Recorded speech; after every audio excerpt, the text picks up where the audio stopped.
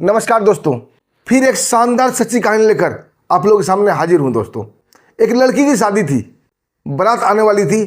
थोड़ी देर में बारात का आगमन भी हो जाता है। बारात का स्वागत खूब धूम धड़ाके से जोर शोर से किया जाता है। द्वार पूजा की रस्म होती है, बरमाला भी हो जाती है। चारों तरफ खुशी का माहौल था। लेकिन जैसे ही फेरे का वक्त आता है, सिंदूरदान का वक्त आता है, दुल्हन की सहेलियां दुल्हन को लाने उसके कमरे में जाती है तो दुल्हन मृत पाई जाती है। दुल्हन की मौत का समाचार सुनकर चारों तरफ अफरा तफरी मच जाती है। और दोस्तों, जब सच निकलकर सामने आता है, लोगों को यकीन नहीं होता है। जिसने भी सुना वही आश्चर्यचकित हो गया। आइए दोस्तों, आखिर क्या कारण था? दोस्तों, बरमाला तक सब कुछ सही था। उसके बाद फेरे का वक्त क्या हो गया कि दुल्हन ने अपने आप को ही समाप्त कर लिया। आइए दोस्तों, पूरी कहानी जानते हैं विस्तार से। दोस्तों, कहानी राजस्थान के अलवर की है। अलवर में लक्ष्मणगढ़ पुलिस थाना है और लक्ष्मणगढ़ पुलिस थाने के अंदर बिचगांवा एक गांव है जहां सतीश जैन अपने परिवार के साथ रहा करते थे। उनकी एक पुत्री थी सोलोनी, उम्र था 20 बरस। बहुत ही खूबसूरत लड़की थी। बताया जा रहा था कि थाना लक्ष्मणगढ़ के अंतर्गत इतनी खूबसूरत लड़की नहीं थी। दोस्तों, एक दिन सोलोनी के पिता सतीश चंद्र को कोई आकर बताता है कि आपकी पुत्री किसी लड़के से प्यार करती है जो कि आपके गांव का रहने वाला है। जब सतीश जैन पता करते हैं तो बात सच थी। वो सोलोनी को समझाने बुझाने की कोशिश करते हैं, लेकिन सोलोनी नहीं मानती है और उससे शादी करने के लिए तैयार थी। लेकिन उसके माता पिता, उसके भाई को ये पसंद नहीं था कि सोलोनी उस लड़के से प्यार करे, क्योंकि वो लड़का उनकी जाति का नहीं था और हैसियत में भी उनके बराबर नहीं था। अब उसके घर वाले सोलोनी के ऊपर दबाव डालते हैं, उन्हें डराते धमकाते हैं।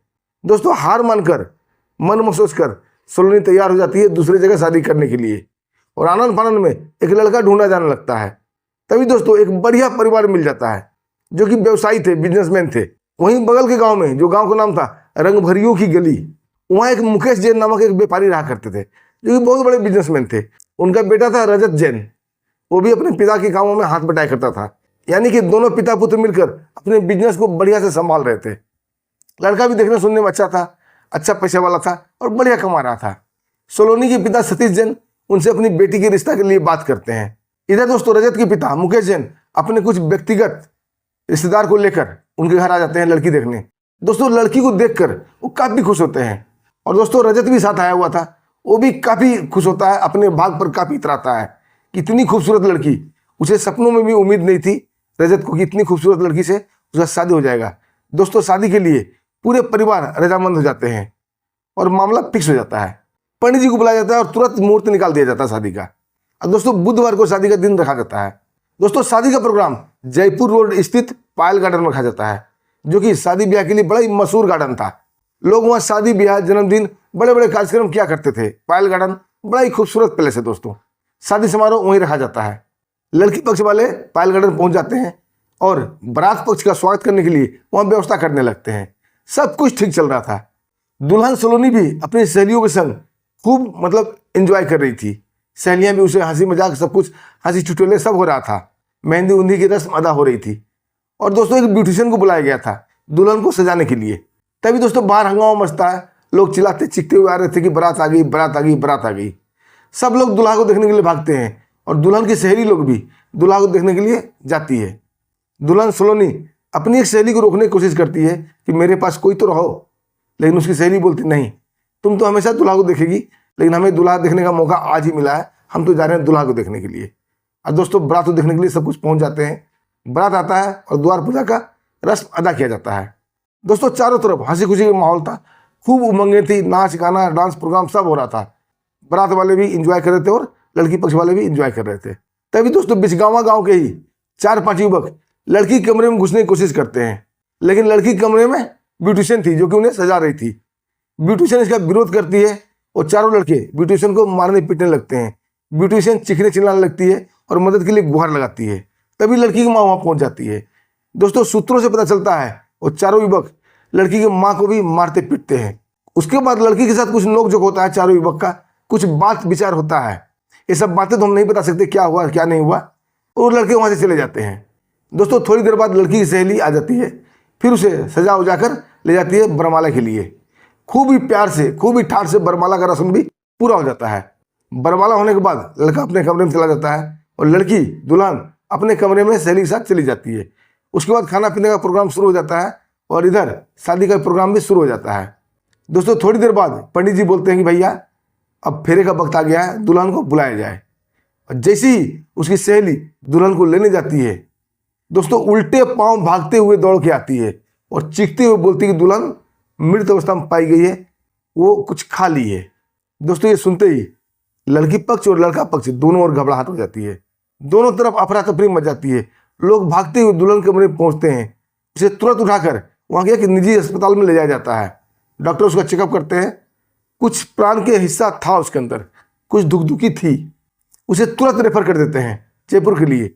जयपुर में दोस्तों राजीव गांधी समान चिकित्सालय है जो कि बहुत बड़ा हॉस्पिटल है, वहाँ लोग लेके जाते हैं और वहाँ डॉक्टर उसे मृत घोषित कर देते हैं। पोस्टमार्टम होता है और दोस्तों रिपोर्ट आती है तो पता चलता है कि लड़की ने कोई जहरीला पदार्थ खा लिया है।